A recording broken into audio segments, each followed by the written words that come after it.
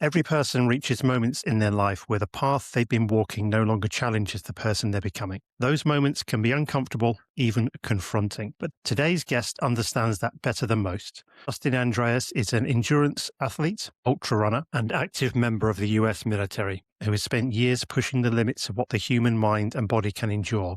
But what fascinates me about Justin isn't just the miles he runs, it's the mindset behind them, the willingness to leave behind one identity, step into uncertainty and rebuild himself through discipline, discomfort, and relentless forward motion. In this conversation, I want to explore what happens when a person chooses challenge over comfort and what endurance can teach us about identity, resilience, and who we really are when the road gets hard. Justin, welcome to The Turning Point. Thank you for having me. I appreciate it.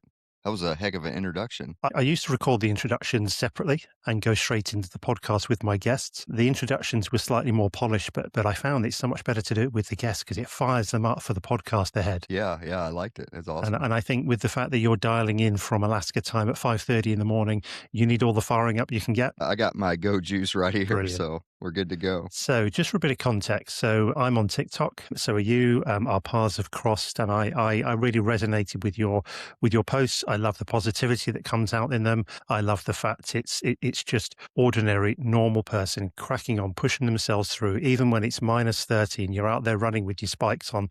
I just loved it. Yeah, it's fun. You gotta have fun with it because no one wants to go out when it's 30 below and get a run in, but you got to live, you got to live the life you're given. And so I'm stationed in Alaska. I've been here for 4 years almost. And, you just got to give what life gives you and have fun with it. And so I've met other fellow runners that don't take the weather and they get out and have fun and run. And so, you have to, but it does suck sometimes.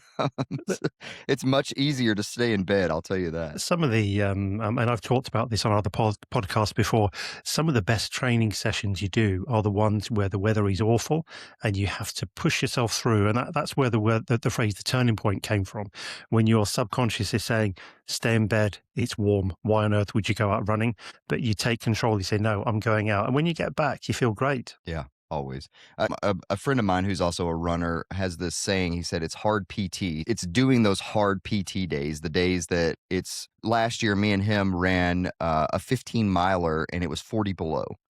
Wow. And we were just out there. We were suffering together. We were in a hard PT day. Neither one of us really wanted to do it in 15 below, but that's what we did. And so like putting yourself in those situations where you don't want to run, I feel like you gain the most benefit, not only physically, but mentally from them. Yeah, I agree. So my daughter, she's 13 now.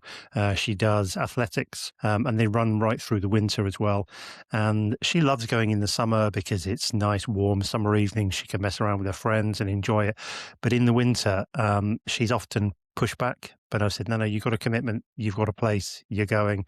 And when she's got back in the car afterwards, she said, I feel good for doing that. It was horrible at the time, but I feel good for doing it. I'm a hard parent. Right. So I've got a few questions that we're going to fire through and see where the conversation goes.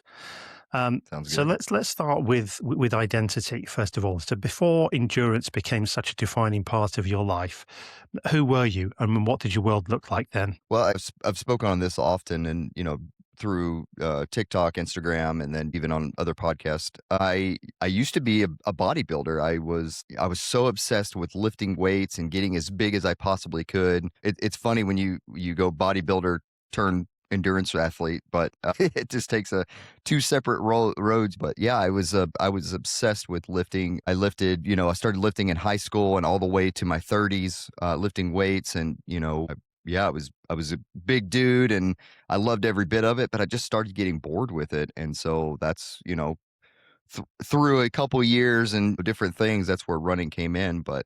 My identity at that point was nothing but just lifting weights and trying to get as big as I possibly could. Did you still do the weightlifting? I do. Yeah. I still weightlift. I love it. I did get off of it for a while when I first got into running, and I realized that there is a absolute place in lifting weights and running. And they complement each other very well. And so I continued and picked it back up the last couple years, and I've really found joy in lifting again to different styles of lifting, more runner based lifting. I still do like my heavy squats, deadlifts, bench, but I found that doing like Bulgarian split Mm, squats, I never do those as a bodybuilder, but the single leg isolation type moves are very beneficial for, getting recovery during a long run, building speed for the marathon. All of those are compounding based off the weights that you yep. lift, and I found that they complement each other very well. And so, yeah, I've definitely picked back Yep. up in lifting And weights. there's definitely a place for aerobic fitness and endurance and strength training as well. There was Yeah, a report that came around. People who are physically strong lift weights and train into their 50s and 60s, and who run and do cardio exercise as well, are likely to live longer than people who either just do strength training or just do the endurance. yeah. No, I full Yeah. heartedly agree with that. Maybe not to the extent of what I do, but Yeah. So I had my VO2 max measured recently, and I had a really fairly decent score. And the guy was saying, if you really want to focus on marathon running and endurance and get your time down, you really need to slim down a bit.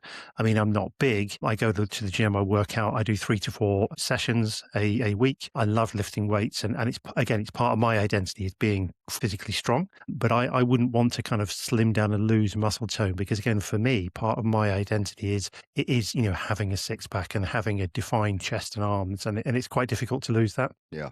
Yeah, well, I definitely don't have a defined six pack and chest. So difficult to keep the six pack though at our age. It's Yeah, I enjoy the food side of ultra running a little bit too much, I think, but I used to care a lot about physical image when I was lifting weights. That's kind of a big piece of being bodybuilder is physical image. And I've found when I started running more that I found to essentially love my body more.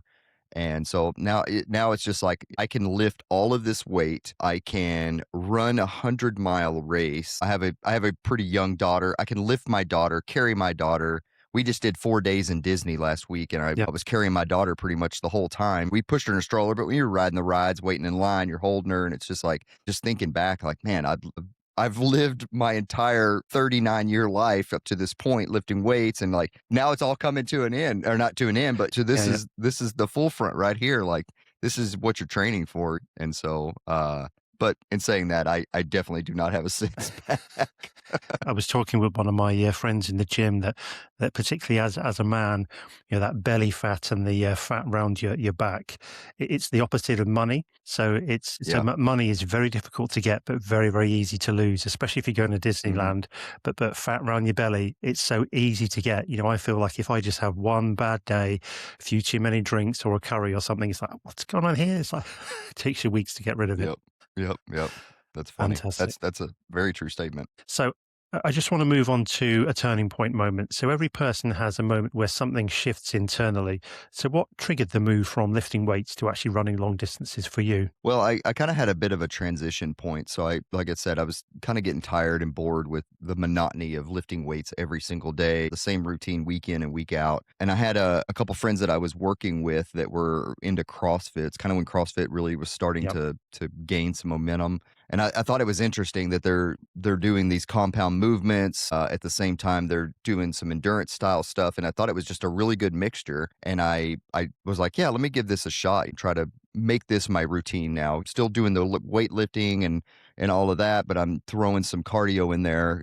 I found that I was getting too out of shape, which is funny, but the cardio falls way down when you're lifting weights. The weightlifting is the priority, and so I wanted to add a little bit of endurance back into my life, and so I thought that maybe that would be a good mixture. And I did it for about a year, and I really didn't like it. I hated every bit of it. And there was a half marathon coming up. I was stationed in Guam at the time, and it was the Guam International Marathon. And so I thought to myself, I wonder how long it would take me to train for the half marathon. So I went up to a buddy who is a semi-pro triathlete, and I asked him. I said, "Hey, how long would I have to train to run the half marathon next year?" And we're about 4 weeks out, a month out from the marathon this year. And he's like, "What do you mean next year? You can run it this year. You're in good enough shape." I had not run probably more than like 2 miles, I would say, ever. Maybe a 5K here and there, but not anything really substantially long. And, the thought of like in a month I'm gonna run a half marathon is just absolutely mind-blowing. But he built me a little 4-week training plan. Now, do saying that I am going in with fitness. I'm not. Yeah. It's not just straight off the streets. I'm pretty fit at this point. So, but he built me a little training plan. I got through the training plan, and I think I ran like a 2:53 hour half marathon, and I was over the moon. I thought that that was the greatest thing in the world. I was like, I loved every bit of this. From there, my goals to that next year, I was going to run the full marathon, and I hated every bit of it when I ran the marathon. And the marathon wasn't for me. But through podcasting, you got to find things to kind of entertain yourselves when you're out on those long runs by yourself. And I found podcast and found out that there's people that do beyond the marathon, and they do it on hiking trails. And I thought that that was a super interesting thing. And so when I didn't really care for the marathon, I set my sights on an ultra marathon. And then, man, I don't know, that was almost 10 years ago. So here we Here we are. are. Yeah, some of your videos look insane. One of the races that you did recently, where there's a mixture of skiers, bikers, and runners, and then I think the shortest one was like 3 days. The longest one can go up to 30 days or something. Is it? Yeah, so that's the ITI. It's the Iditarod Trail Invitational. So they have 150, a 350, and a Wow. 1,000 mile race distance that you want to take, and you can run, bike, or ski the race. Yeah. Have you done one of those? I've not done that race. I have done multiple run, bike, ski races. Recently, I just did a 50K run, bike, ski, which is 31 miles. I have a 45 miler next weekend that I'm going to be doing, and I've done a 100-mile run, bike, ski. Wow. Okay. So talk us through that a little bit, how that went. Yeah, the 100-mile. So with these races, they're very remote. They don't have access to you don't have access to people. Yep. So if you're familiar with the typical ultra marathon platform, is you have an aid Yeah. station every 6 to 10 miles. If you have a crew, a lot of times they can go to all those aid stations. Well, a winter endurance race is kind of what these are known for. You have checkpoints instead of aid stations. The checkpoints are 20 to 30 miles apart. Some of them, like in the ITI, the first checkpoint's like 70 miles. So the checkpoints are real far apart from each other. You're not allowed to have crew. You're not allowed to have pacers. You do the entire race self-supported by yourself. So you do team up with if you're running, or team up with other runners, and you kind of run the thing together, just help each other out. But yeah, essentially you're out there by yourself. And so everything that you have on you is what you have to survive the race. So if the race is like that ITI 350, you get 10 days to do it. As a runner, that's 35 miles a day that you have to do to be able to complete the race. And so, and this is not 35 miles of running on the road. This is 35 miles of running on snow, ice, frozen rivers.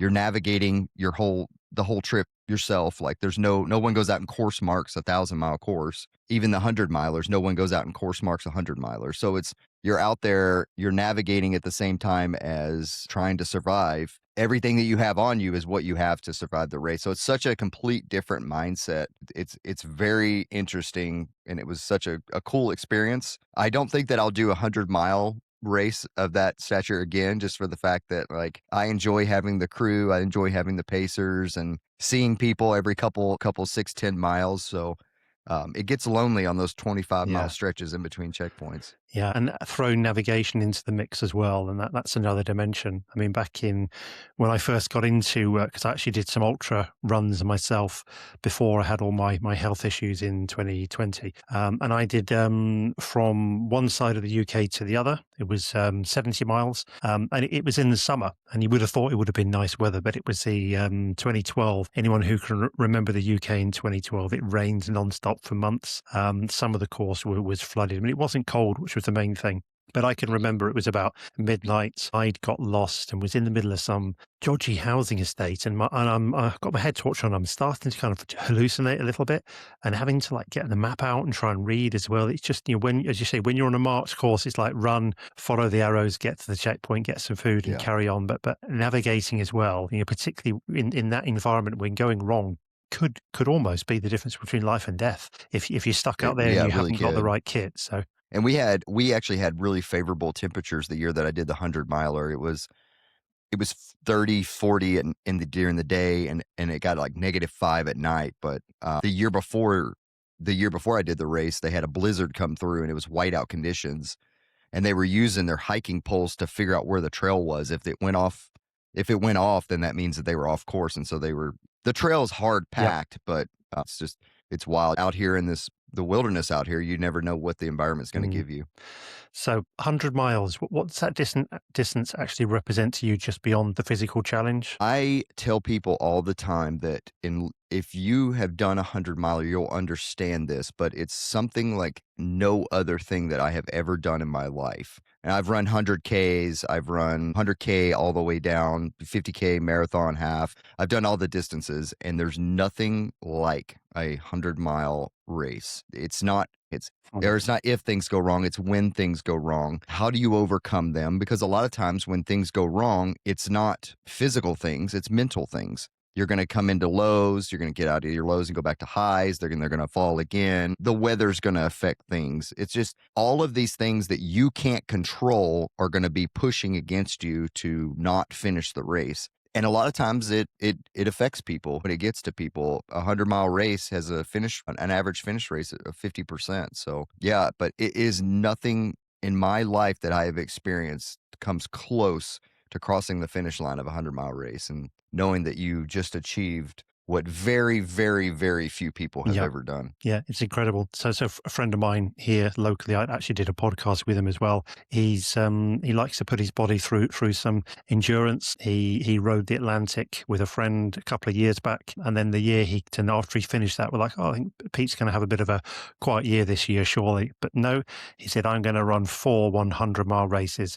So there's Nice. a series of races in the UK, and if you run all 400-mile races, you get a special medal. I think it's a belt buckle actually that you get, and he did that as Yeah. well. It's absolutely incredible. So, Yeah, it's tough. It's hard to train for them oh yeah, because you take like marathon training, and marathon training is about speed, endurance, and being able to push your body into zone 8, zone 9 for a few hours, right? And so where 100-mile training is trying to be able to stay in zone mm, 2, zone 3 for way long longer, time. obviously, but it's such a different mindset of training. I do walk training because when my body falls apart 60, 70, 80 miles and I am forced to walk, am I proficient at walking? Do I understand how to walk a 15, 16-minute mile when I'm 70, 80 miles in? I'm not a professional athlete. I will admit 100% that I walk during my 100-mile races, and I walk a lot of Mm, it. But it's practicing your walk. You're going to be hiking up mountains in a lot of these races. Are you proficient at hiking? And so when marathon training, you have your easy runs, your long you runs, your go. hard runs. But the difference in that and a 100-mile race or even other longer ultra races, you have to be able to train different assets of what you're going to be doing out there. And so I think that's what varies so much when it comes to like ultra running versus like marathon running. Yeah, I would agree with that definitely. And when you are deep in an ultra, when your body's tired, when your mind is, we get that voice in the head. Your mind's negotiating with you, trying to look for ways out, and that finish line still feels so far away. What actually keeps you moving forward? It usually depends on where I'm at that time of the race. I have this saying, forgive me if I can cuss on the podcast, but I have this saying. It says, in the first half, don't be a hero, meaning don't go out too fast. Don't do stupid stuff. You got a long ways to go. So for that first 50 miles, take it easy, chill, hang out. And in the second half, don't be a Yeah. bitch. And that needs no explanation. Don't be a bitch. And a lot of times, if my wife is there, or even if she's not, and she knows that I have cell phone service during the race, she'll text me when it's the middle of the night. Don't be a bitch. Love it. And it's such a little mindset trigger that just like, you know what? I've been here before. I know how this feels. I'm going to come out of it. I'm a couple hours away from the finish line. Let's go Yeah. do it. I heard a quote recently, and it really stuck to me. And I haven't raced since I heard the quote, but it says it says stick to the plan, not your mood. And I thought that was such a great quote when it comes to ultra marathons because we have a plan in place. Stick to the plan, not your current mood, because your mood's going to ebb and flow, but the plan just stays straight. And I thought that was such a great quote. I'm gonna put that into my training. I'm gonna put that into my racing going forward. Love it. Stick to your plan, not the mood. I will. I'll use that in my races going forward because it's true though. Yeah, Yeah. I mean, I it is. in last year I did a my first challenge from after regaining my fitness in 2024 was a half Ironman, and I can remember being on the bike, and I think I was 40k in. And it was a 90k ride, and I remember going for a bit of just a low point, and was thinking, arse is hurting. You've still got 60k or 50k left to do, but then came round the corner and saw this amazing vineyard and castle, and then my mood was then immediately lifted. And Yep. I think that the further you are into an event, the more tired you are, the harder it is to get control of that subconscious that's constantly trying to drag you down. Yeah. Yeah. And like I said earlier, it gets a lot of people. They don't know how to deal with those lows, and they're gonna happen in these long races. I mean, they happen in the marathon. I've had them in a half marathon when you're pushing it. Like, well, I could just slow Mm, down a little bit, and this wouldn't hurt as yeah, bad. But it's like, nope, we got to stick to the yeah. plan. And I so don't know about you, but I, I I like it. find shorter races actually harder than longer ones. Oh yeah, Oh 100%. yeah. I'd rather run a 100 miler all day in a 5K. So the triathlon club locally, they do lots of races, and towards the end of the season they do some sprint races. It's a 750-meter swim, 15 kilometers on the bike, and then a 4k run. And my heart rate is literally top of zone 5 the whole time when I get onto that run, because running's my sport of the three. It's just like redlining the whole way, and when I finish, I'm like, oh Yeah. my god, give me Yep. give me a more endurance race any day. I've done some sprint triathlons, and yeah, I understand 100% what you're talking about. Yeah, it's that high heart rate the entire Yeah, time. definitely. So let's talk about discipline now. A lot of people look at athletes like you and assume that it's talent, that you're just naturally got a natural ability, but often the real story is actually discipline. How much of your success would you attribute to natural ability versus the consistency and discipline? I think I have about 2% natural ability. I am not built to be a runner. I was built to be a bodybuilder. I still have tons of muscle. I'm a bigger dude. Like I call my thighs my thunder thighs, but I can still get under a bar and squat 315 today. And so Really? I have big thighs. I'm just a bigger dude. And it's like I'm 5'8", like 185, 190. And so if Yep. that, gives you, any indication of like my size, I would say for like physical ability of running about 2%, but I am extremely stubborn up here. And so I push myself to do what needs to be done to get the job done. And so that's where the other 98% fills in. Well, I would say let's say it's about 2% natural ability, 8% motivation, and then 90% Yep. discipline, because you do have a little bit of motivation in there. But I think people get confused a lot with motivation versus discipline. Do and, Eh, and and what do you do on days when your motivation just isn't there? That's when the discipline comes in. I have to have a training plan, and if I don't have a training plan, I won't follow anything, and I'll just kind of be loosey goosey and just go out there and run what I think I need to run. But I have to have a training plan, and I love having a training plan because it keeps me disciplined. I have a coach, and so she fills out my 2-week plan, and so I know like every day what I'm doing for 2 weeks, and it's a no brainer. Get up. Usually it's first thing in the morning. I wake up at 4 a.m. Before the family gets up, and I run what I need to run, and then I get ready to go to work. But I don't like to lose time with the family, and so I make the sacrifice to get up a little bit earlier to get my run in before everybody else gets up. And then that way in the afternoon, like if the wife wants to go on a walk with the daughter and dog, then I'm not, oh, I got to go run a 10K to get my training in, but I've already done it. So I have the freedom to spend time with family. And so yeah, it takes discipline to wake up at 4 a.m. every day and go No, run. it I'll tell you does. that. Yep. There's zero motivation in the morning at 4 a.m. to Yep. to jump either outside, or I do have a treadmill in my garage. And so a lot of times I hit the treadmill during the week because of danger on the Yep. roads and that type stuff. But yeah, it takes a lot of discipline to get up and go run at 4 Yep. a.m. I understand that, and discipline and consistency is so key. It's going back to taking control of your subconscious. So I've got an ice bath in my garden. It's just one of these tubs that you fill with water and chuck a load of ice in, and Yeah. I try and go in it at least 4 times a week. And I'll do that. I'll get up early, and with your subconscious, particularly when it's been cold and it's rainy. There's nothing more unappealing than getting out of a warm bed to go in the garden in my pants and get into a bucket of ice. But now that the mornings are starting to get lighter, I was out there this morning at 6 and the sun is just coming up. It's still cold, of course, that's the whole point. But once you've done it, you feel like you can conquer anything in the day. You just silence that little voice that's saying, stay in bed half an hour, it's warm. Yep.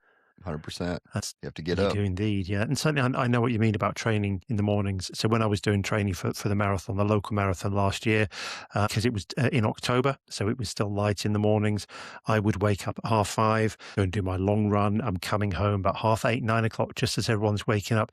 And you feel good for the day then. You can go and enjoy the rest of the day. Whereas when you got it in your head, oh, I still need to go and do 30K, it's not easy. Yeah, yeah, I gotta get it done early. Yeah. I have a lot of friends out here that, don't have kids, and so they can sleep in, and both the husband and wife are both endurance athletes, and so they're regularly like, "Let's go at, like, 10 or 11 o'clock," and I'm like, Yeah. "No, I'm already done halfway done with my day Yeah. by 10 o'clock. I'm up at 4 Yeah. still." No, And I'm the so same. I've tried to transition a lot of people to early morning running, and after they do it a couple times, they're like, "Man, I have the whole day to do Yeah. things," and I'm like, "Yeah, it's pretty nice, Yeah. isn't it?"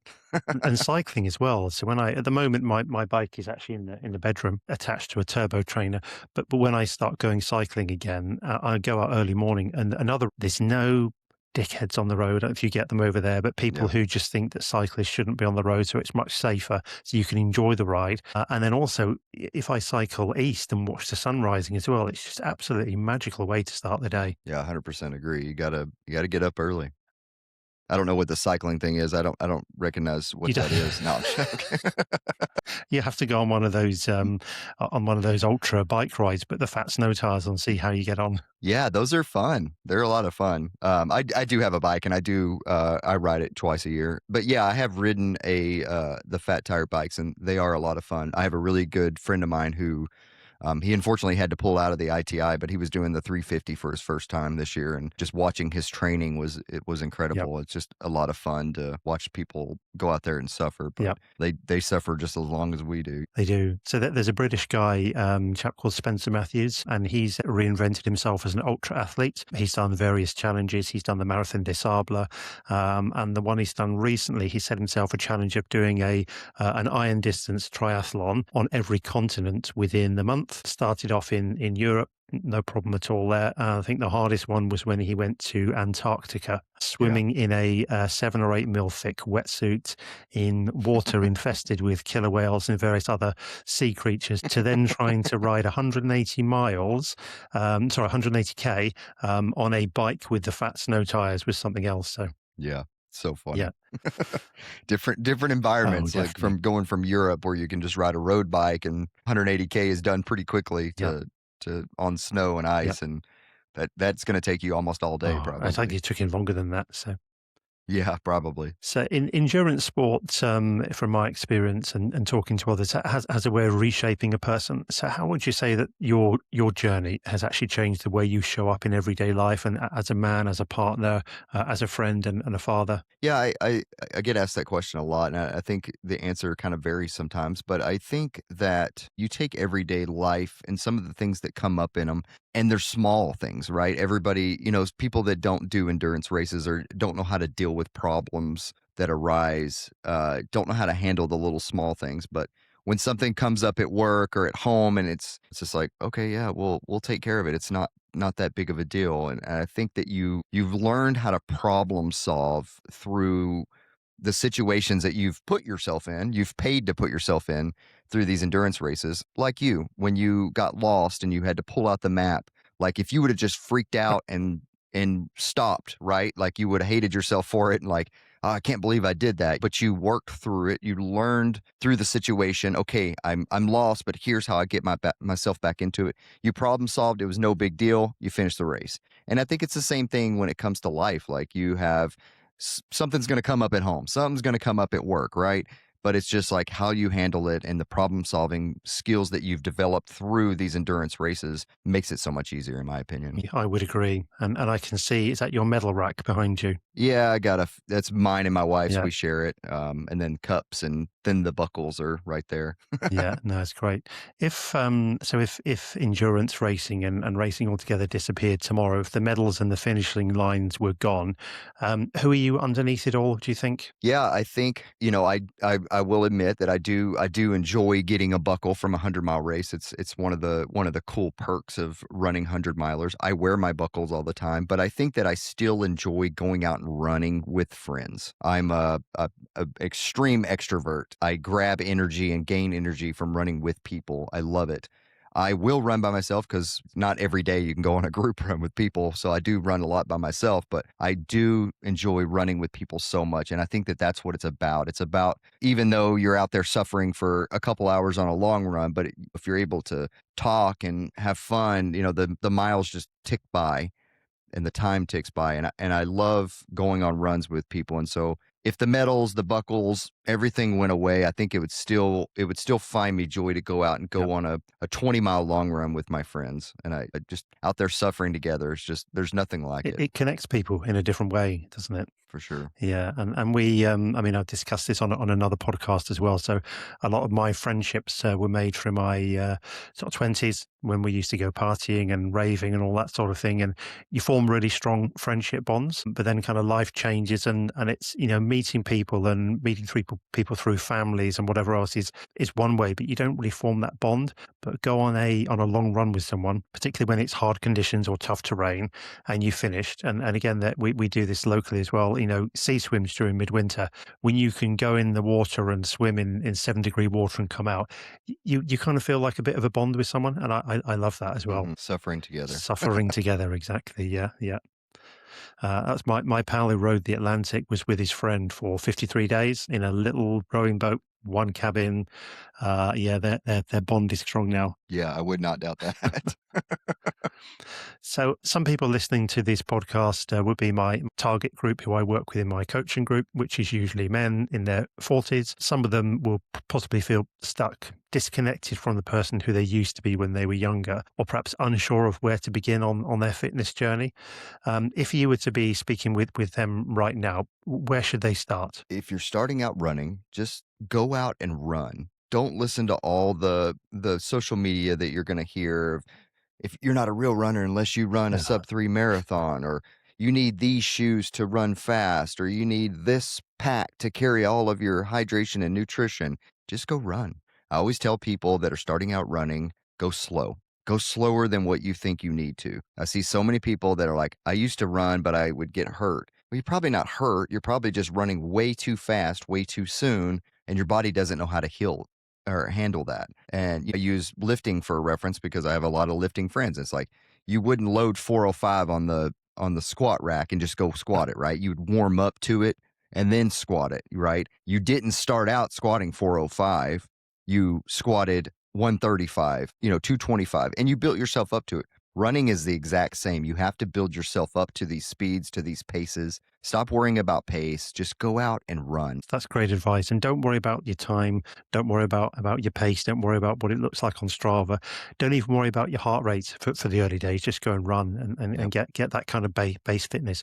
And also keep going, keep pushing through. Because so many people, and I see people at the gym as well. I've been an avid gym goer for most of my life. And people will, right, I'm going to get strong. And they'll come in, they'll do a few sessions and they'll try and push it too much. They'll hurt themselves. Their body will hurt. And then they never go back. It's trying to start off too big. Yep. 100%.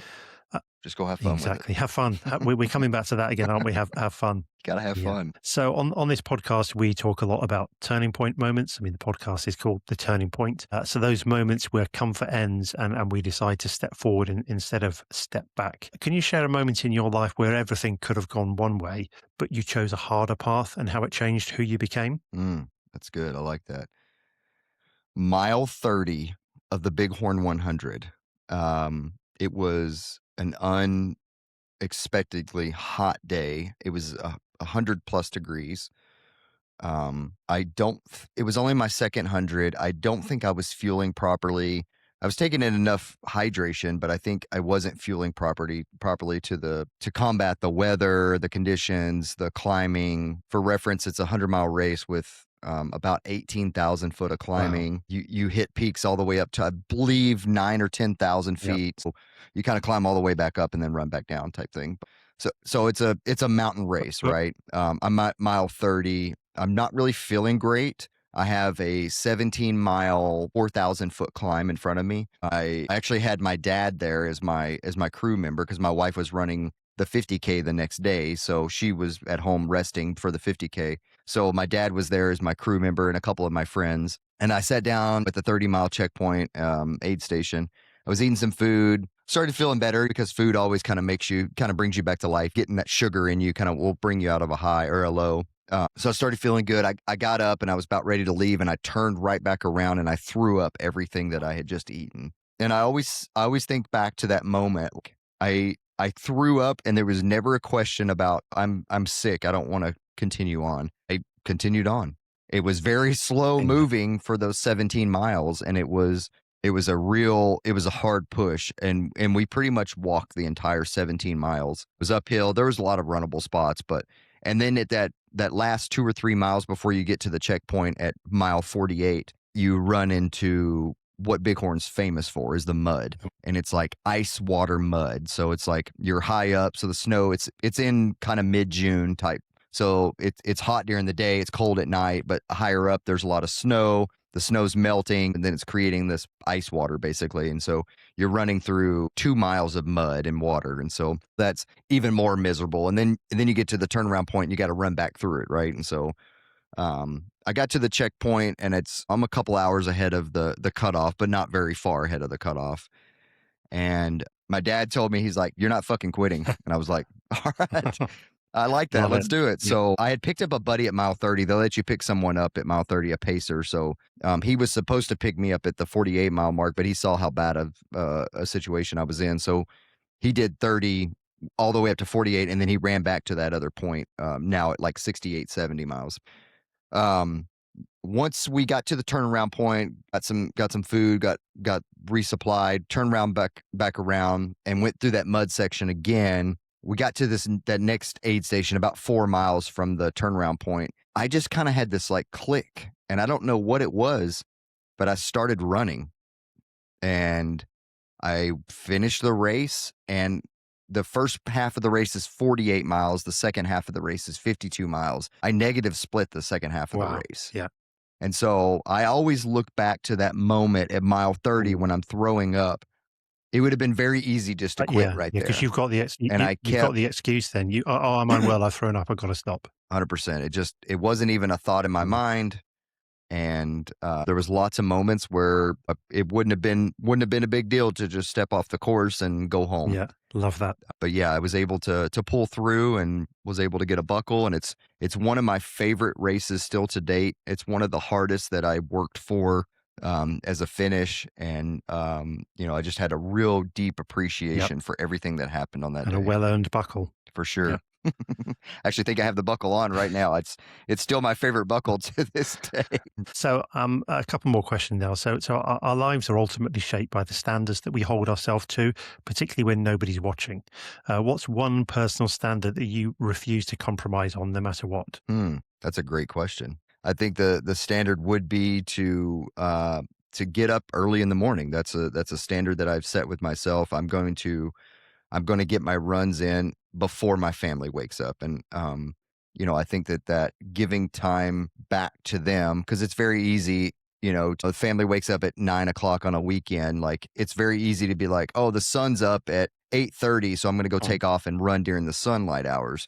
But how much time are you taking away from them? And so getting up at 4 a.m. and going out and suffering at dark, in the dark the whole time, just to be able to spend time with family. And I think that's an unwavering a piece that I'm not going to give up because of my hobbies. And yeah. so I can still find time to do the things that I enjoy doing at the same time spending time with I family. think it's a good example to set to them as well. So my eldest daughter is 13, and she I've always been the one to put her to bed. Most of the time, she loves me putting her to bed, and that routine has continued, and I cherish that because I know that she won't want me to put her to bed too much longer. But now, age 13, she likes going to bed later and later, and I like to Yeah. get up early, and I'm saying to her, "Come on, can we just get you into bed now? Because I'm up early in the morning. And she goes, yeah, but you don't need to get up early in the morning. You don't need to go out for a run or get in your ice bath at 5:30. I was like, no, I know I don't need to, but I said I choose to, and I choose to because it's Yeah. discipline.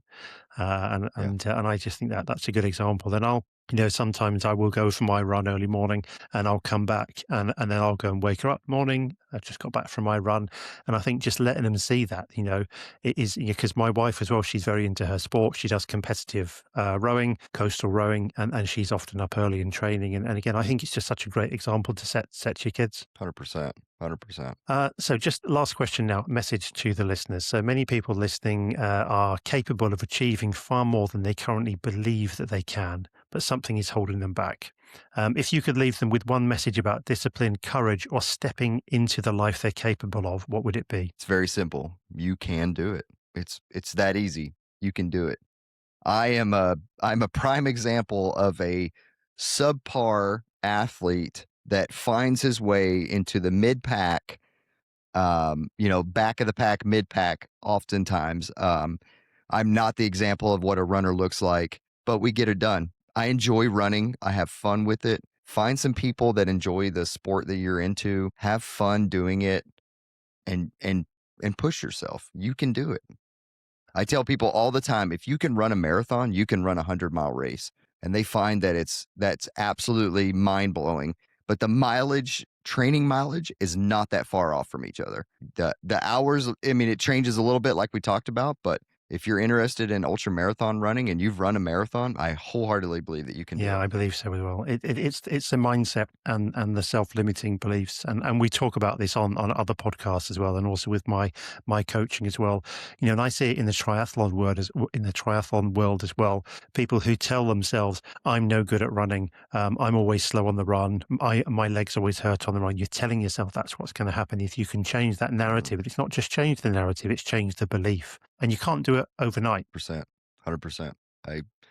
I stand by that all the time. Awesome. Right. Well, I've really enjoyed it, Justin. I think we've had a great session. We've covered a lot, and it's been fantastic having you on. Yeah, absolutely. Thanks for having me on. It's been great.